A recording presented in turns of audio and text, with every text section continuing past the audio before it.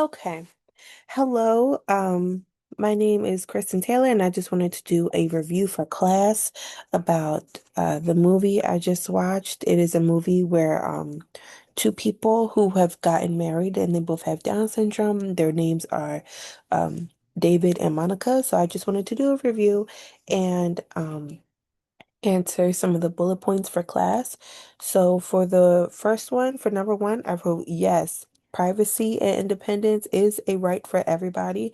Monica and David are married adults and are free to be as independent as possible.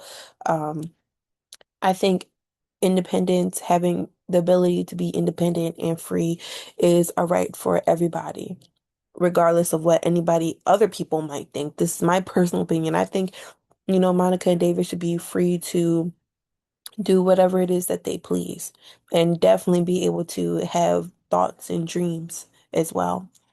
For number two, I wrote, Monica's mother and her stepfather are concerned about their independence. As mentioned in the video, the stepfather, I also have notes here, so I'm sorry, I keep looking away.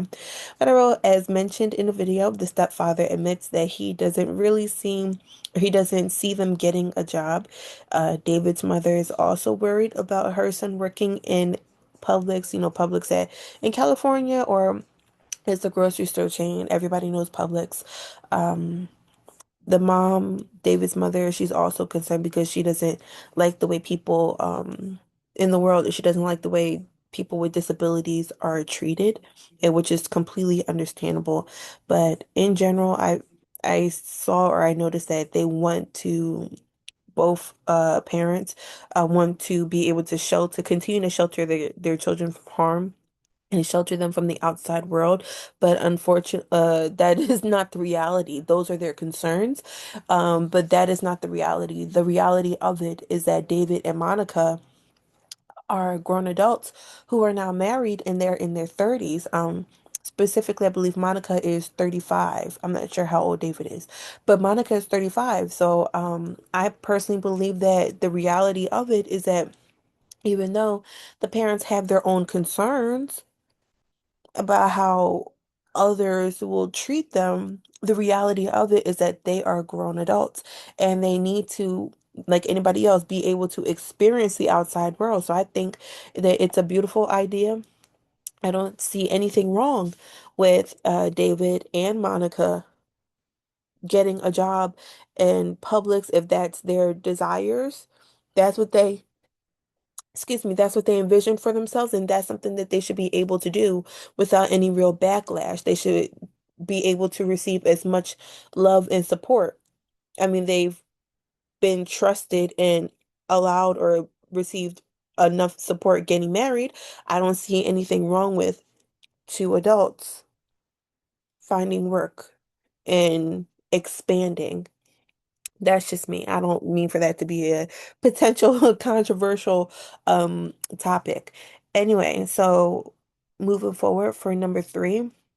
So little things, activities that I noticed that they engage in that they do need some type of a little bit of guidance on is that there were two moments. So like the first one is where they're getting married or where Monica is going dress shopping with her mother, and she needed a little guidance, or she needed a little help walking in her shoes, her wedding shoes. And then granted they weren't heels, but they seem to be nice shoes with like a little pump or like a little, a little elevation to it. And she needed some help, or she needed a little guidance, making sure that she could walk easily within those shoes and not fall or have any type of accidents and things like that.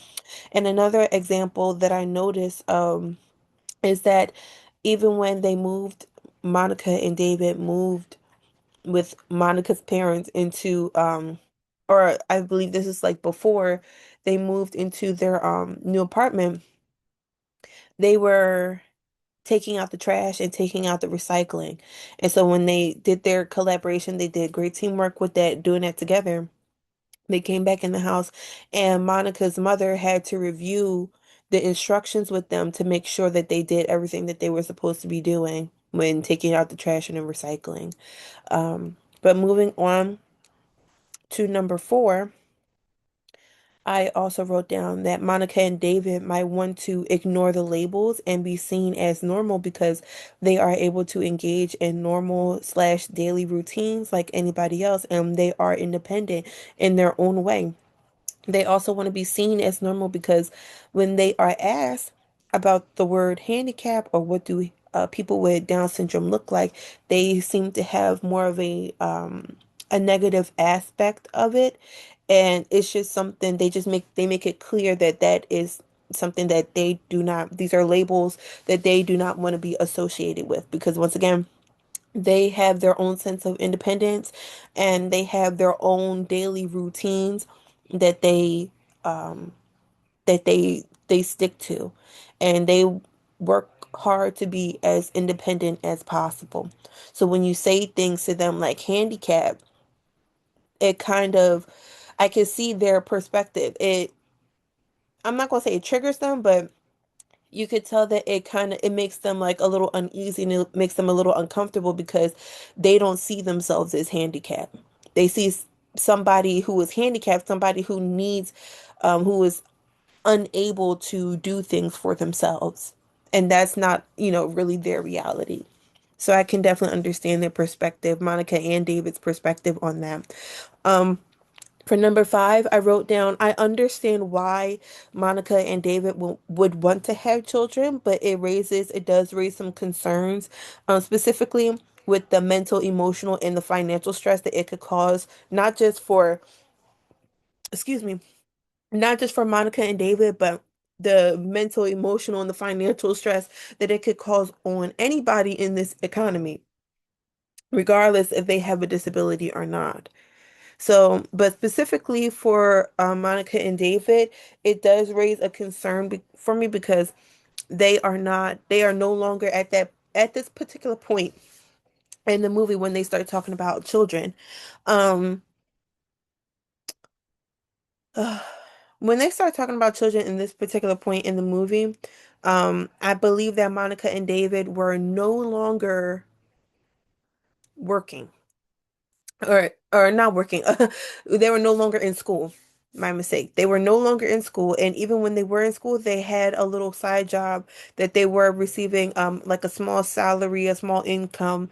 They were doing that job together once a week.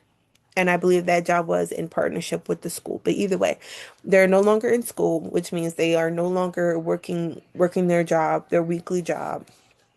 And I just I just think that that causes a little bit of a concern because they're still quite dependent on Monica's her mother and her stepfather for various things. Like example of this would be like with David. He at certain points in the movie or a point in the movie, um the stepfather was helping David take his blood sugar. And then as time goes on, like as we get further down the line towards the end of the movie, we see David being more independent and he's taking his own blood sugar. So it's little, little things like that of them having to be reminded of or maybe guided through certain things, to be able to do certain things throughout the day or maybe in the house that somebody who may not have a disability would not really need help or guidance on. They still kind of need that. So that's the only thing. And having children typically just like complicates things or intensifies things even more. So that's my only concern. It's just for their mental and emotional and again financial well-being. Um, excuse me, I'm sorry, I'm still I'm still reading, but I'm still going down my little line. So that was number five. Um, Number six, I had to do quick research on people who have Down syndrome, who have children. And yes, you have syndrome, excuse me. Yes, you are still able to conceive and have children. And I did my Googles. And a little fact, it says that generally it is a 35 to 50% chance of them having kids. So number seven, I wrote down, I understand that Monica's parents me well, but I think that they can definitely relax a lot more and allow Monica to expand on what independence looks like to her. So once again, as I mentioned previously, with, the topic of them having kids and then the issue with, them wanting to get a job and the parents being very, um, the parents really clinging themselves onto them. It's just kind of like what's being reworded again and again is that they have to be able to experience the outside world and be able to define or redefine their own version of independence, especially again when they're hopefully once they're able to break the mold and get a job at whatever, wherever they would like to have a job at. And then the last one for number 8, yes, I say yes again. I see them engaging in self-determination where they are, once again, they're very much engaged and they kind of like cheer each other on and they're very specific about the things that they want out of life. And they go into very specific details about their wants and their needs and, the things that keep them motivated and going about their day and what they see for their future. So those are all my bullet points that I have answered, and that is all that I have. Bye.